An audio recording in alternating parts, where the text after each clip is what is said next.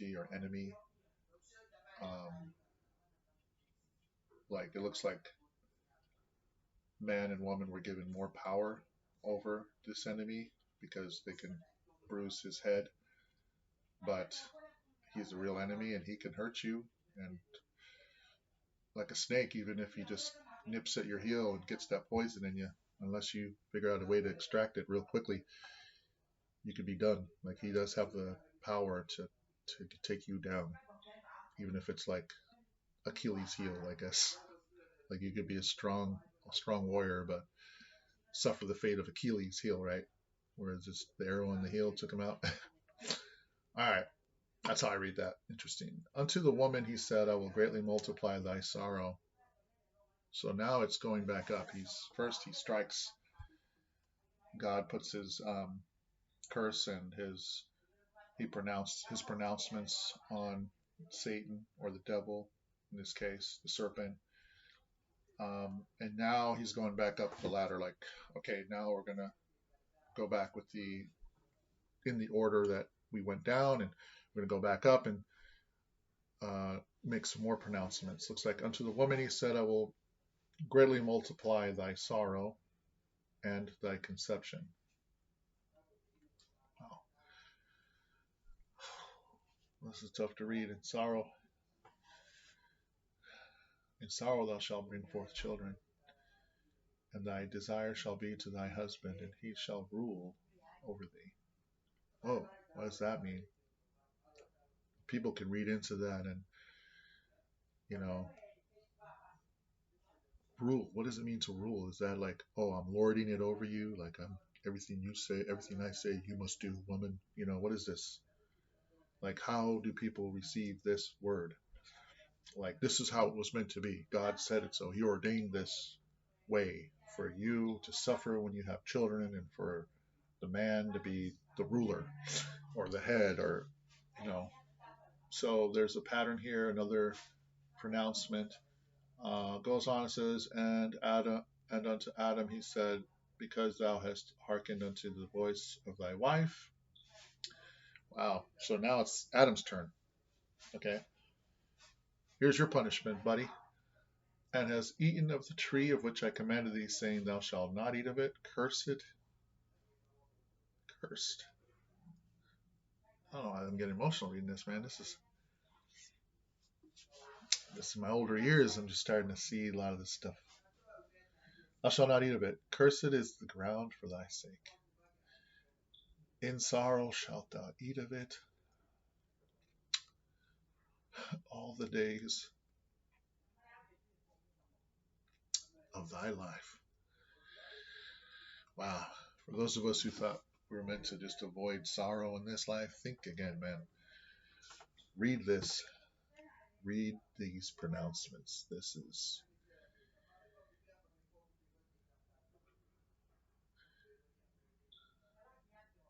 I'm not saying that we shouldn't feel joy or anything like that, but maybe that's part of the struggle. Maybe that's part of the learning is that through these sorrows and pains, that's the only way we can know the joy and happiness, things like that. I mean, how else could you measure it?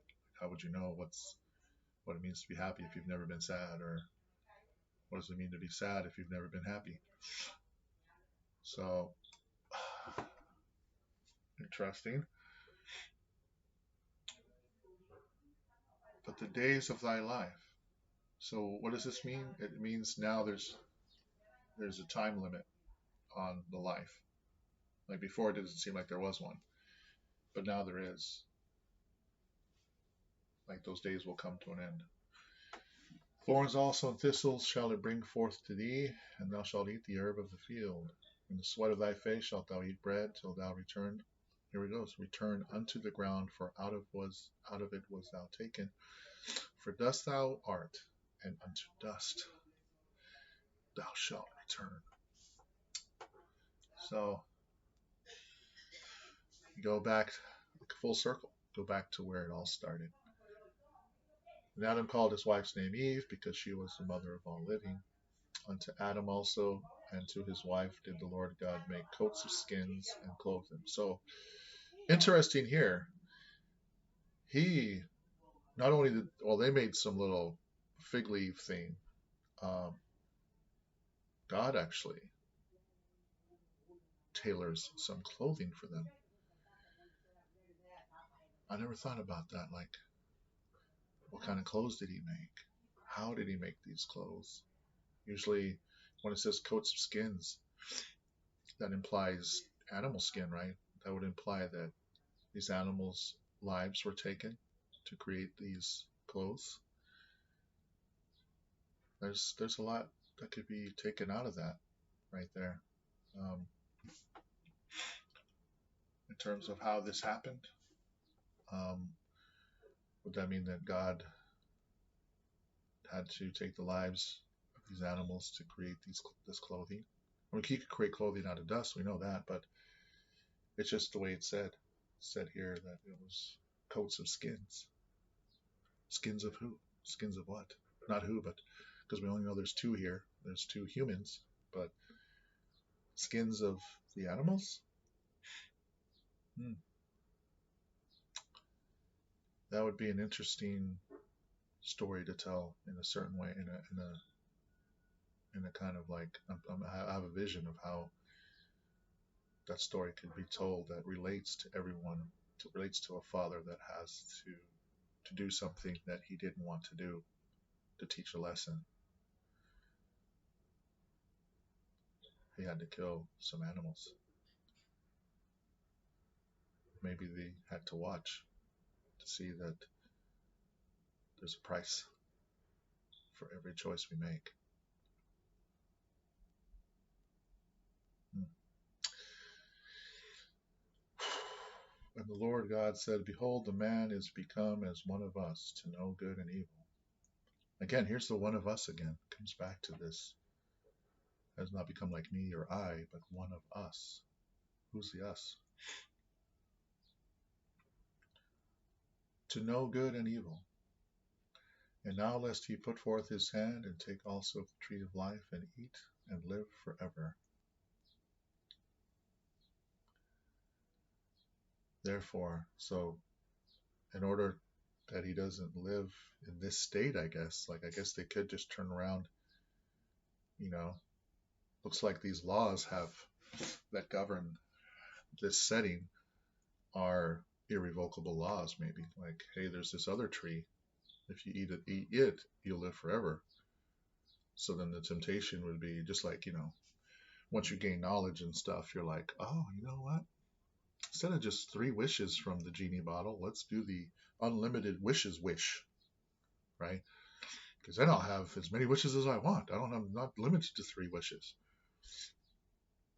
But life was meant to be temporary, so it's meant to be a limited thing for this journey or for what's going on. So the notion of trying to cheat the system is something that comes from having a knowledge of good and evil. Like now you start thinking like different things that you never would have thought because you're like, oh wait, I could cheat the system, man. Let me go just take part. I won't die. I'm gonna break these laws. I'm gonna go here and eat this fruit. Watch, you know. And God's already like he's already ahead. He's like a chess player. He's like, nope, I know that's coming into your mind, and guess what? Well, it's like that's why you can't stay around here because maybe you just had the thought. You're like, nah, I'm not gonna do that. You know, because if I here's the other thing, you're not trusted anymore. Because if God's like, yeah, you can stay here in the garden, just don't touch that tree now because you'll live forever, and I don't want that to happen. So just listen to me, right? Yeah, right. You just proved yourself to not. You've already disobeyed the first law, so it's like, sorry, you're out of here. So therefore, Lord God sent him forth from the Garden of Eden to till the ground from whence he was taken. Again, this is having reading this again, I'm just coming back to thinking of this place as a location, which I never thought of before. And it's just the way I'm reading it, because that's the way I'm seeing it, that he formed this garden somewhere eastward. And now they have to leave it. So whatever is outside of that space is just regular natural growth, like what we see. Like we just see whatever happens, happens type of thing. But unless we manicure it, form a garden kind of thing, that's a formation. That's something we're creating. That's something we're purposely maintaining. That's a garden. Wow, I never really looked at it that way before. So he drove out the man, and he placed at the east of the Garden of Eden cherubims and a flaming sword, which turned every way to keep the way of the tree of life. Wow, that's. I mean, as a child, I mean, I'm sure like with the children's versions, there's like pictures I always loved looking at when I was a kid. They had these pictures, and they had like different things, and I picture this place with these cherubims. Like those are like these little, I don't know, people. What's the cherubim? I think of that little baby with wings, with a little bow and arrow, Cupid looking thing. But flaming sword? That doesn't sound like those little baby cherubims. These cherubims sound like some kind of like centaurs or something, like soldiers, some kind of like people you stand at the gate, like in front of Buckingham Palace. They're like, maybe that's what these cherubims. They got a sword, flaming sword, like a lightsaber, or man, um, that'd be scary. Flaming sword which turned every way to keep the way of the tree of life. Huh. So I'm really quite not understanding what that means. Which turned every way. A flaming sword which turned every way.